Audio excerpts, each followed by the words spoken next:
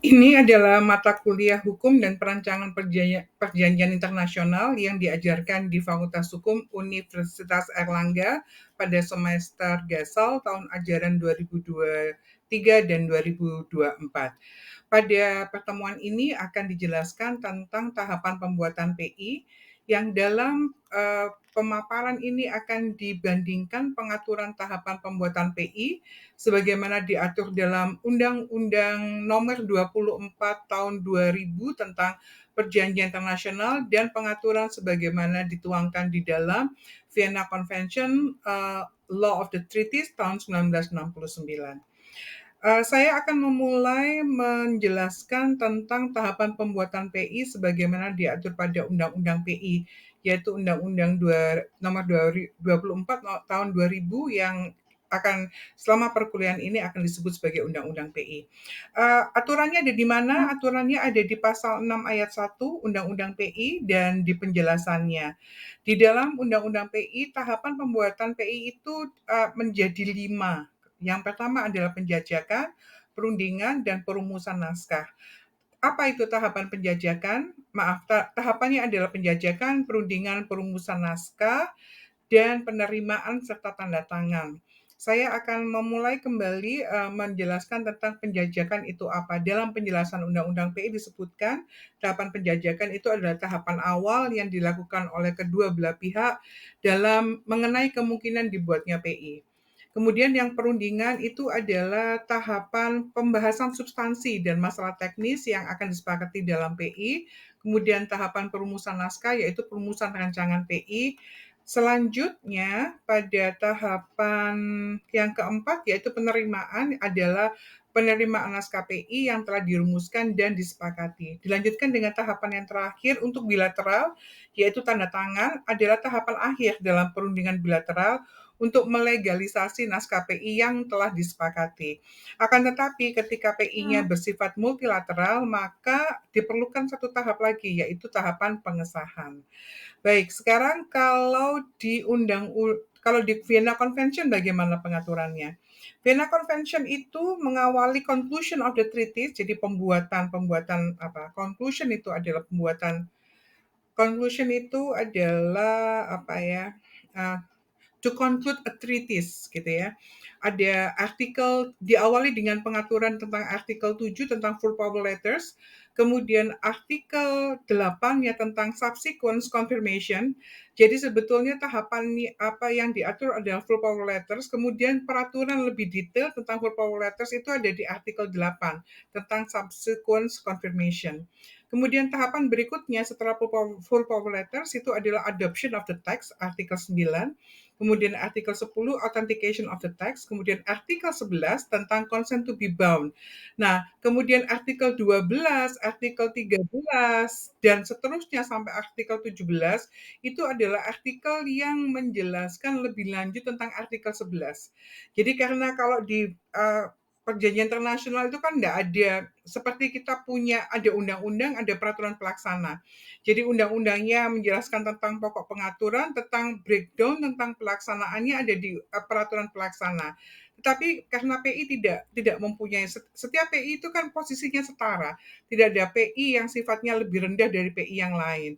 Dan kemudian oleh karena itu pengaturan di dalam konvensi Wina itu antara pengaturan pokok, pengaturan lebih detail yang sifatnya pelaksana sampai teknis itu berada dalam tubuhnya Vienna Convention. Jadi nggak ada PP tentang Vienna Convention tuh nggak ada gitu. Sehingga nanti ini adalah contoh konkret bagaimana pengaturan pasal artikel-artikel dalam konvensi Wina itu sifatnya berjenjang. Artikel 11 mengatur tentang consent to be bound, artikel 12-nya itu mengatur tentang teknis pelaksanaannya consent to be bound, artikel 13 juga mengatur tentang teknis pelaksanaan consent to be bound, artikel ke-14 dan ke-15 sekali lagi masih dalam konteks mengatur artikel ke-11.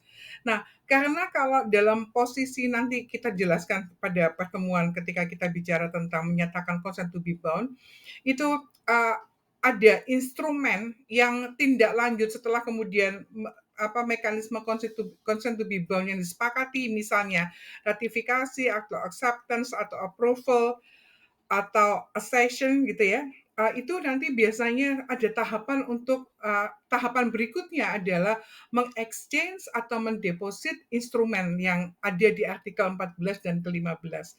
Aturan tentang mengexchange atau mendeposit instrumen yang ada di artikel 14-15 itu diaturnya di artikel 16. Gitu ya.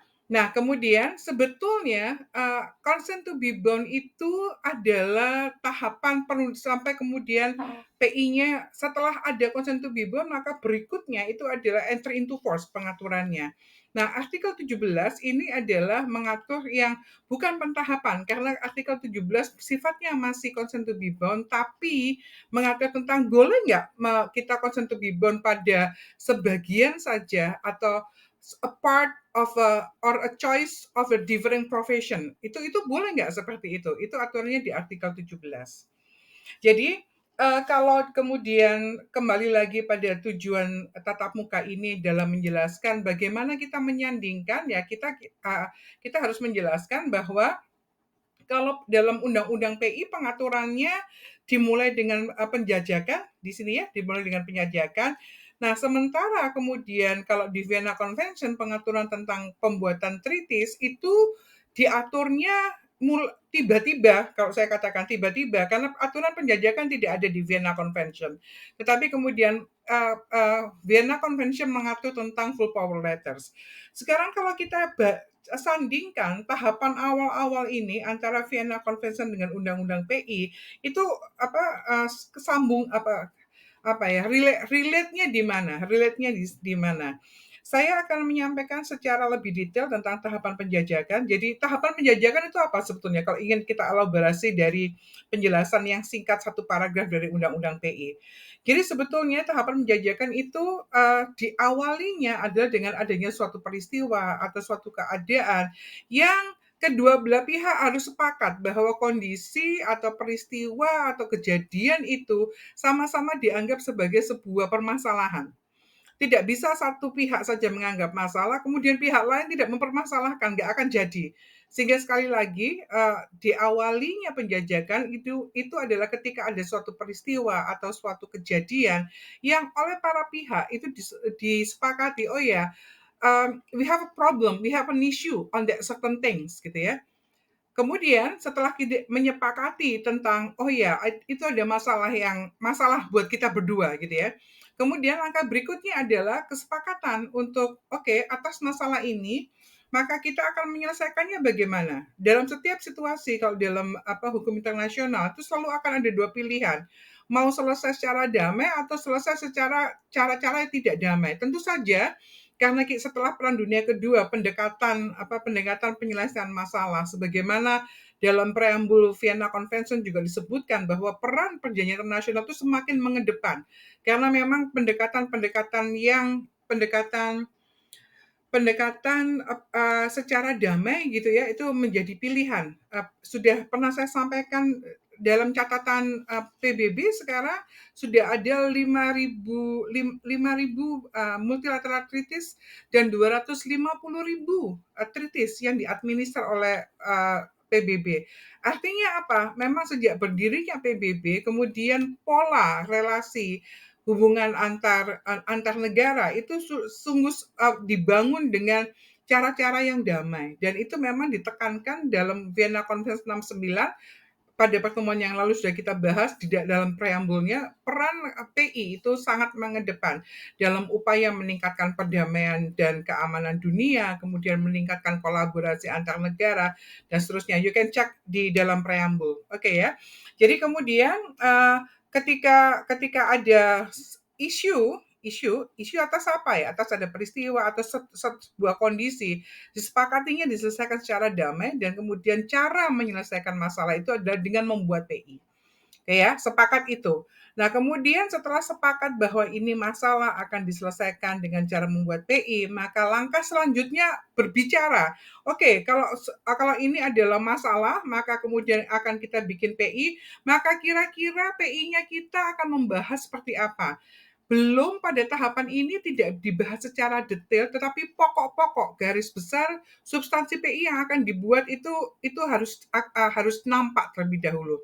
Nah, membangun komunikasi kedua belah pihak gitu ya, sepakat nanti akan kira-kira kira-kira, konsep besar dari PI yang kita buat akan seperti apa, itu disepakati dan cara menyepakatinya itu adalah dengan exchange of notes biasanya, tukar-tukaran nota diplomasi gitu ya, sampai kemudian tergambar dengan lebih konkret sebetulnya PI yang diinginkan pihak sana dan PI yang kami inginkan itu sudah ketemu pada satu titik. Nah, pada tahapan itu maka itulah yang dinamakan penjajakan. Nah, kemudian tadi disebutkan bahwa kalau dalam dalam PI ini adalah ada tahapan penjajakan, ada tahapan perundingan gitu ya. Nah, pada tahapan ini, maka sebelum berangkat pada tahapan perundingan, itu ada lagi satu lagi tahapan yang tidak dituangkan, yang tidak diatur secara eksplisit, tetapi itu menjadi sebuah kegiatan di balik layar sebelum menuju meja perundingan. Nah, kalau di sini saya sebutkan tahapan pra-perundingan. Jadi sekali lagi yang kita bicarakan itu adalah yang ini ya, antara penjajakan dengan perundingan di tengah-tengah sini ada kegiatan, di tengah-tengah ini ada kegiatan untuk ada kegiatan yang mempersiapkan diri memasuki tahapan perundingan. Nah, sekarang apa saja sih tahapan perundingan itu? Nah, di dalam sebuah perundingan tentu saja harus ada orang yang berunding. Orang yang berunding itu namanya delegasi pasti ya, juru runding itu ya, delegasi. Nah, tentu saja kemudian yang setiap sebelum berangkat ke perundingan tentu ada dua hal pokok yang harus dipersiapkan. Yang pertama adalah mempersiapkan sebetulnya yang mau dinegosiasikan apa sih? Kita ini harusnya sampai pada poin apa saja gitu. Nah, perlu diketahui bahwa delegasi ketika masuk pada forum perundingan itu dia tidak free will, tidak free talk ya kemarin sudah saya sampaikan. Jadi semua diplomat, semua delegasi yang hadir pada forum internasional yang berunding atas nama negara itu tidak bebas bicara apapun. Sudah ada guidance, ibaratnya sudah ada skenario yang Anda boleh mengatakan A, Anda tidak boleh mengatakan B, Anda harus mencapai A, B, C, D, yang jangan sampai terjadi adalah X, Y, Z, itu semuanya dituliskan. Dan setiap delegasi itu wajib menguasai tentang apa yang ditugaskan kepada dirinya. Nah, yang saya sampaikan, skenario yang harus dimainkan oleh para diplomat sebagai delegasi wakil negara dalam meja perundingan itu sebutannya adalah pedoman delegasi.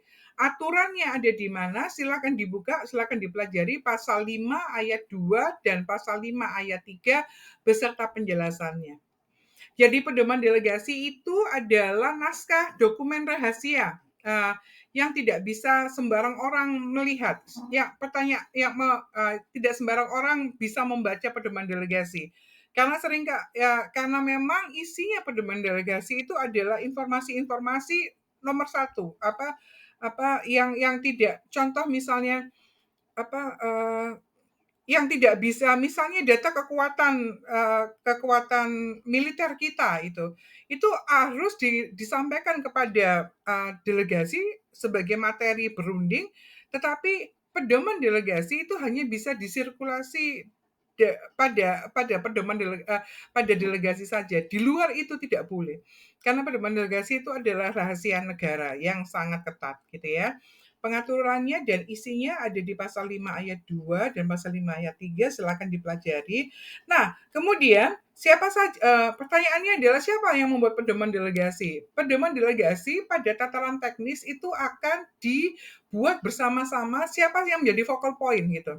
Misalnya kalau tentang perundingan tentang climate change, focal point-nya adalah Kementerian Lingkungan gitu ya, Kementerian Kehutanan dan Kelingkungan.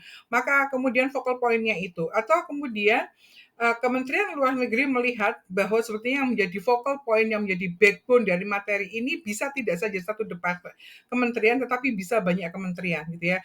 Nah, semua pemangku kepentingan yang terkait dengan isu yang akan dinegosiasikan itulah yang kemudian dalam proses sebelum berangkat ke perundingan mempersiapkan materi yang akan dirundingkan. Itu yang pertama. Nah, kemudian setelah semua materi sudah disiapkan, maka kemudian siapa ini yang akan berunding? Nah, tentu saja yang berunding bisa siapapun orang yang berunding itu harus ditunjuk, ya kan? Yang menjadi utusan itu harus ada penunjukannya. Nah, penunjukannya ini ada dua. Yang satu ditunjuk dengan dibekali surat kuasa atau kalau dalam bahasa konvensi Wina adalah full power letters. Silakan Anda lihat ada ketentuan tentang definisi tentang surat kuasa full power letters itu ada di pasal 7 ayat 1 dan 2, junto pasal 1 ayat 3 dan penjelasannya. Nah, pada intinya dan satu lagi ada lagi yang surat itu yang dikeluarkan berkenaan dengan forum perundingan, yaitu surat kepercayaan atau credential letters yang aturannya dimuat di pasal 7 ayat 3 junto pasal 4 pasal 1 ayat 4 dan penjelasannya gitu ya. Nah, eh, sekarang kalau di sini full power letters dan credential letter. Nah, kalau dalam pengaturannya dua hal penting yang perlu dipelajari ketika kita membahas tentang full power letters itu adalah FPL itu makhluk apa? Intinya kalau FPL itu surat kuasa yang diberikan sampai menyatakan consent to be bound pada PI. Sampai menyatakan satu negara terikat pada PI itu kewenangannya ada di full power letters. Pernyataan kewenangan itu ada di full power letters, gitu ya. Jadi kewenangan yang diberikan kepada delegasi sampai untuk menyatakan mengikatkan diri atau consent to be bound, oke? Nah, siapa saja yang memerlukan surat kuasa atau full power letters itu ketentuannya ada di pasal 7 ayat 2. Sebentar, saya buka, saya bacakan untuk Anda pasal 7 ayat 2. Siapa saja yang pihak full power letters itu ada di pasal 7 ayat 2. Siapa yang memerlukan full power letters? Kalau itu menteri, presiden dan menteri, maka tidak perlu pakai full power letters. Jadi siapapun yang menyatakan ketika kalau di Indonesia kan kepala negara dan kepala pemerintahan, namanya presiden.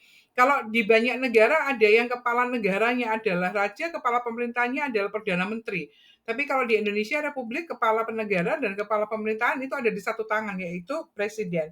Jadi presiden dan menteri itu tidak perlu kalau menghadiri sebuah perundingan untuk pembuatan PI, maka presiden dan menteri tidak memerlukan surat kuasa untuk menyatakan untuk hadir, ikut berunding sampai untuk menyatakan consent to be bound atas nama negara, gitu ya.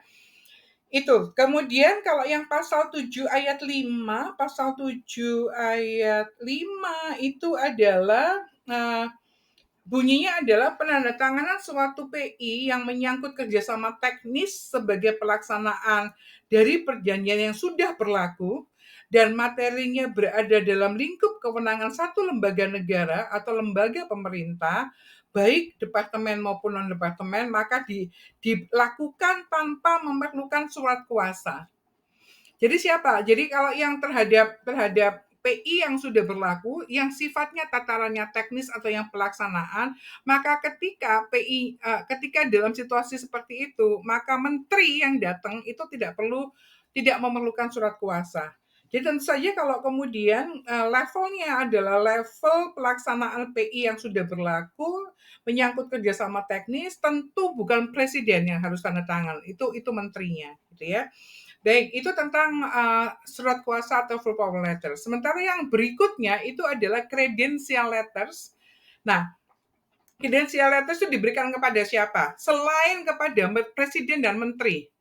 Kalau presiden dan menteri itu kalau berangkat ke forum perundingan tidak perlu pakai surat kuasa.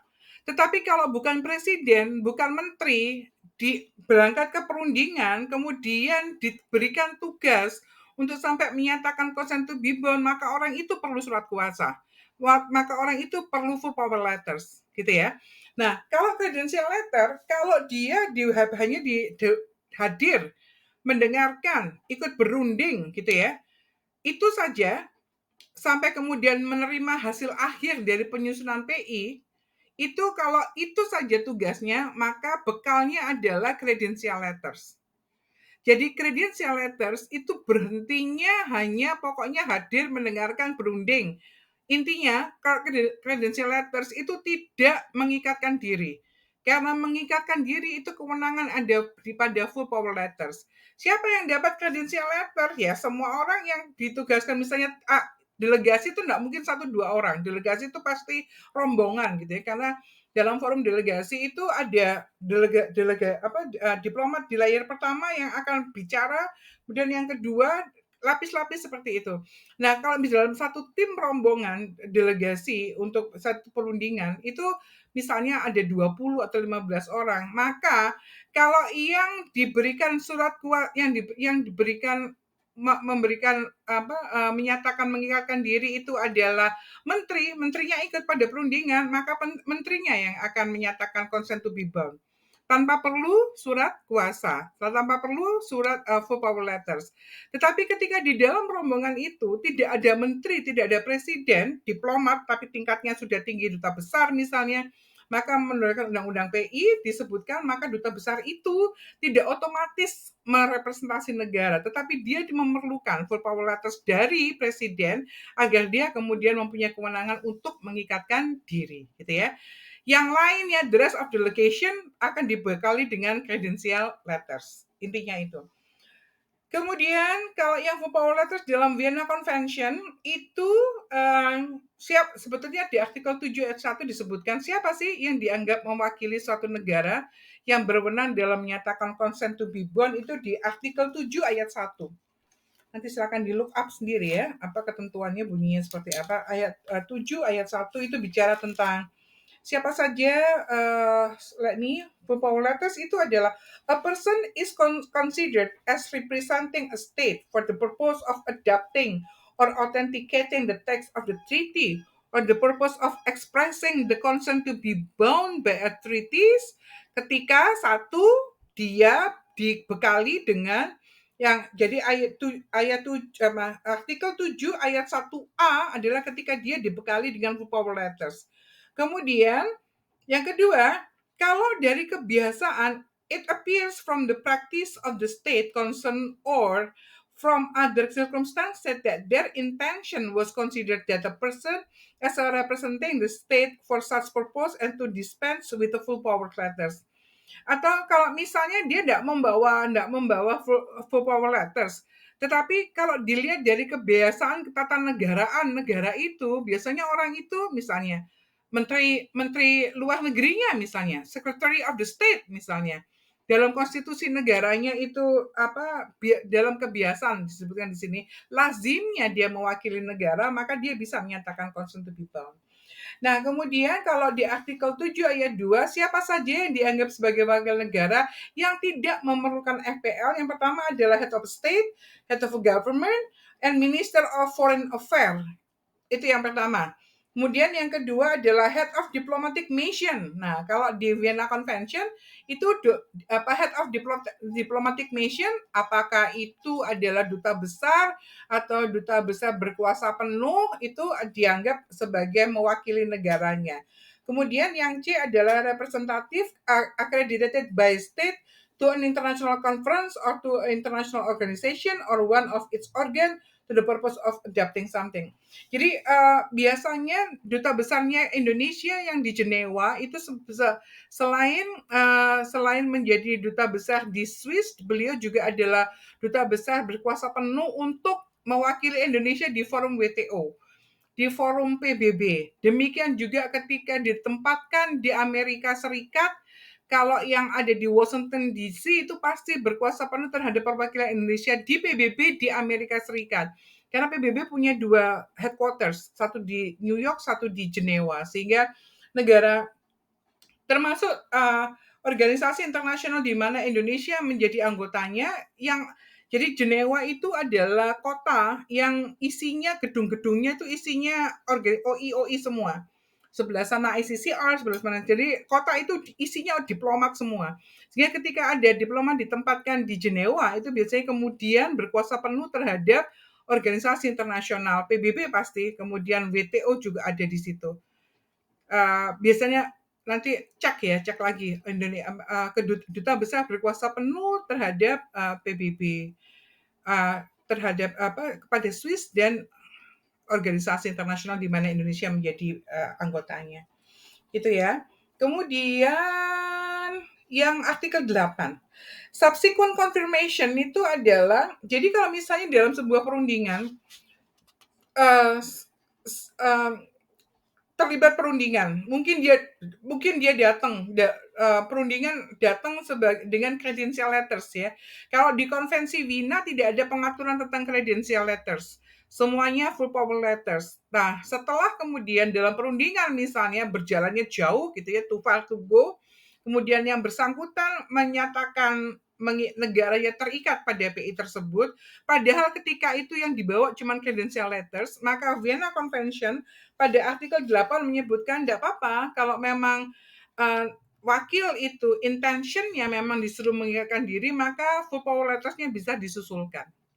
Itu aturannya ada di artikel 8. So, pertanyaan berikutnya adalah kenapa sih kalau yang di Vienna Convention itu kok mengaturnya tentang full power letters? Karena ini berkaitan dengan keabsahan sebuah PI kan. Ketika PI dibuat oleh orang yang tidak mempunyai kewenangan, maka akan cacat hukum gitu. Sehingga kemudian yang mula-mula diatur oleh Vienna Convention itu adalah pengaturan tentang full power letters. Nah, full power letters ini para mahasiswa sekalian, di mana letaknya? Kalau saya bilang pengaturannya itu di sini. Mudah-mudahan kalau di rekaman ini arrow saya kelihatan ya. Sebelum penjajakan dan setelah penjajakan, kemudian sebelum perundingan itu ada satu tahapan yang itu diatur oleh Konvensi Wina, yaitu dalam pembuatan full power letters. Ini adalah tahapan pertama ini adalah tahapan awal kita membicarakan tentang tahapan pembuatan PI. Itu adalah jadi yang saya sampaikan bahwa ketentuan tentang full power letters di dalam Vienna Convention itu menentukan apa itu full power letters, siapa yang bisa dapat full power letters, kemudian siapa yang tidak perlu full power letters, itu diatur dalam Vienna Convention, dan di Undang-Undang PI juga mengatur hal yang sama, gitu ya. Dan dengan ini akhir dari tahap pertama kita membicarakan tentang tahapan pembuatan PI. Tatap muka berikutnya kita akan bicara tentang tahapan yang selanjutnya dari pembuatan PI. Kalau di sini pembuatan PI-nya setelah full power letters kita akan masuk pada adoption of the treaties. Nah, sementara kalau dalam dalam Undang-Undang PI tahapan berikutnya adalah perundingan. Jadi intinya nanti akan dijelaskan tahapan perundingan dan perumusan naskah, karena kalau di dalam Vienna Convention tidak ada tahapan perundingan. Tapi Vienna Convention mengatur tentang adoption of the text. Jadi pertanyaannya adoption of the text itu setara atau bisa disandingkan dengan tahapan yang mana? Demikian yang bisa saya sampaikan, semoga bermanfaat. Terima kasih sudah dengan tekun mendengar pemaparan singkat saya ini. Sampai bertemu di pertemuan berikutnya. Selamat malam.